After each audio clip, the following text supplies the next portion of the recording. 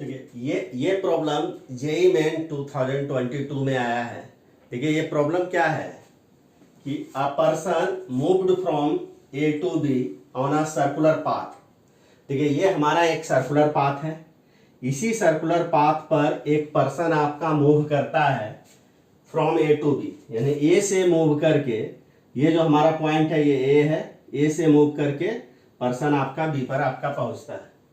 If the distance travelled by him is 60 metre, यानी A से B का यहाँ पर जो डिस्टेंस है ये आपका 60 मीटर है। इसको हम लोग यहाँ डिस्टेंस को स्मॉल एस से डिनोट कर देते हैं। तो प्रॉब्लम में स्मॉल एस का जो वैल्यू है, ये एस का जो वैल्यू है ये आपका 60 मीटर है दिया हुआ है। तो the magnitude of displacement would be, तो यहाँ पे डिस्प्लेसमेंट आपका कितना होगा यही हम लोगों को कैलकुलेट करना है।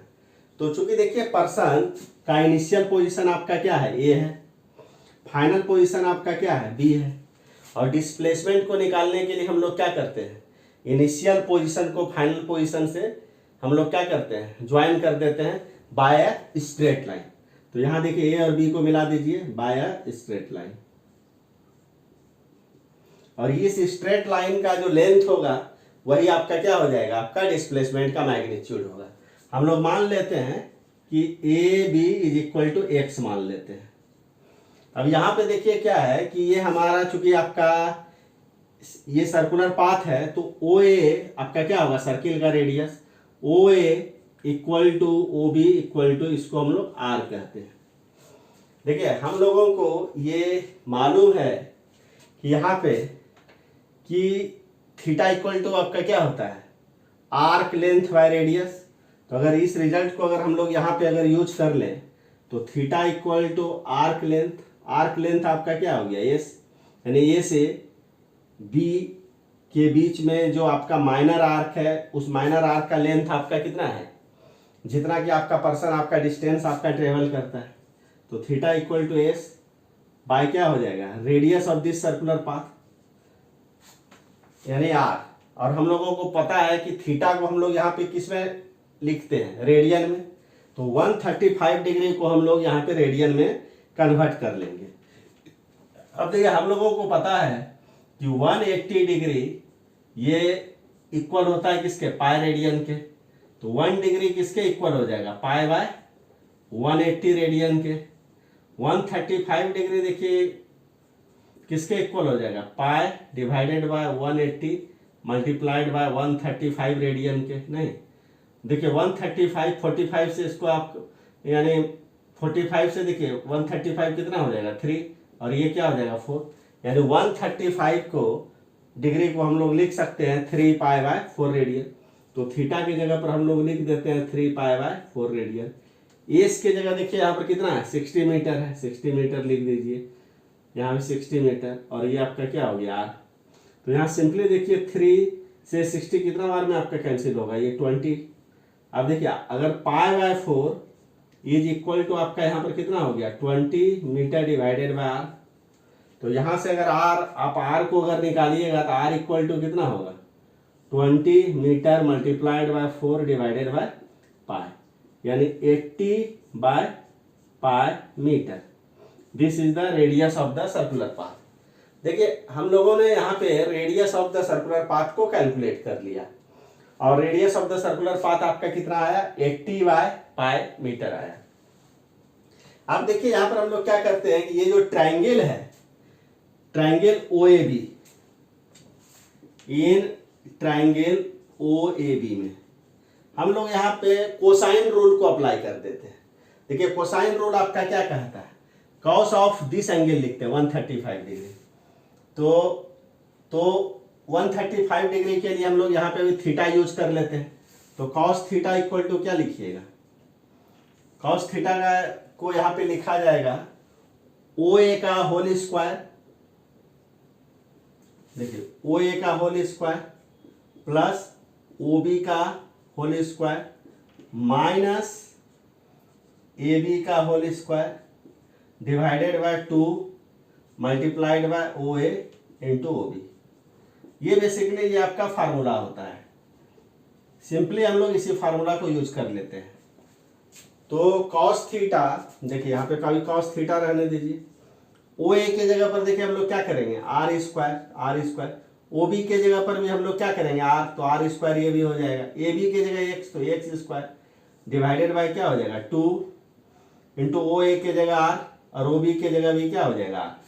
तो सिंपली देखिए यहाँ पर क्या हो जाएगा आपका ये 2r स्क्वायर कॉस थीटा, तो 2r square cos theta equal to आपका क्या हो जाएगा R square plus R square, 2r square minus x square नहीं हो जाएगा।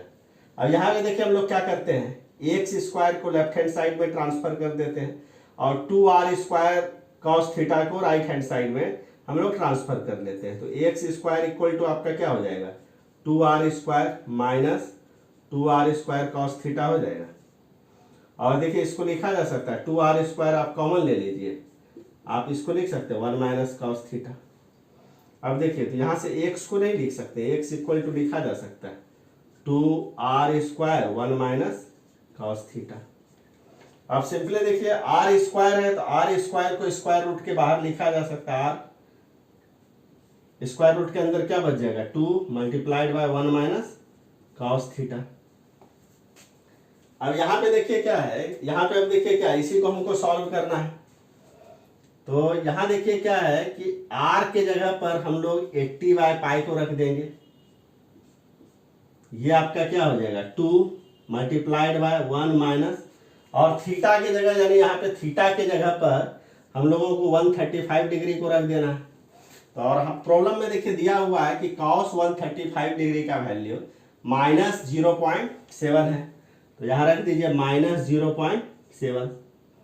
तो यहाँ देखिए आपका क्या हो जाएगा ये माइनस माइनस प्लस यानी 1.7, इसको हम लोग लिख सकते हैं यानी 80 बाय पाई मल्टीप्लाइड बाय आपका क्या हो जाएगा 2 मल्टीप्लाइड बाय 1.7, यानी ये क्या हो जाएगा 80 बाय पाई मल्टीप्लाइड बाय 3.4।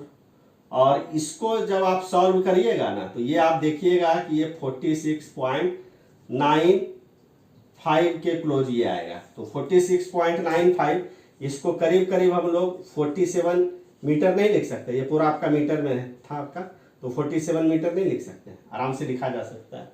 तो इस ढंग से इसका देखिए यहाँ पे आपका करेक्ट ऑप्शन आपका क्या हो जाएगा आपका बी हो जाएगा आपका। तो इस प्रॉब्लम में देखिए सबसे इंपॉर्टेंट था यहाँ पे कोसाइन रूल को यानी अप्लाई करना। देखिए कोसाइन रूल मैं फिर से आपको समझा देता हूँ। जैसे मान के चलिए ये आपका एक ट्राइंगल है ए बी सी, ए के अपोजिट साइड को स्मॉल ए से डिनोट करते हैं, बी के अपोजिट साइड को स्मॉल बी से डिनोट करते हैं, सी के अपोजिट साइड को स्मॉल सी से डिनोट करते हैं। अगर कोसाइन ऑफ एंगल अगर ए को अगर हम लोगों को अगर लिखना हो कॉस ए, तो देखिए ए किस दो साइड के बीच का एंगल है बी और सी, इस दोनों का स्क्वायर करके ऐड कर दीजिए बी स्क्वायर प्लस सी स्क्वायर माइनस इस एंगल के अपोजिट कौन सा साइड है माइनस उसका स्क्वायर कर दीजिए डिवाइडेड बाय क्या हो जाएगा 2 मल्टीप्लाइड बाय ये एंगल किस दो साइड के बीच का है बी और सी, उस दोनों को मल्टीप्लाई कर दीजिए, यही आपका कोसाइन रूल है। सिंपली इसी कोसाइन रूल को हमने आपको यहाँ पे यूज किया ट्रायंगल ओ ए बी में। तो इस ढंग से ये प्रॉब्लम हमारा आपका सॉल्व हो गया। ये प्रॉब्लम में बेसिकली आपका क्या था मैथमेटिक्स का इसमें आपका ज़्यादा आपका यूज था, और इस प्रॉब्लम में इस डिस्टेंस और एंगल की मदद से सबसे पहले हम लोगों को निकालना क्या था radius of the circular path. और once radius is calculated you can easily calculate displacement of the person by using cosine rule for this angle theta. तो चलिए ये क्वेश्चन हो गया।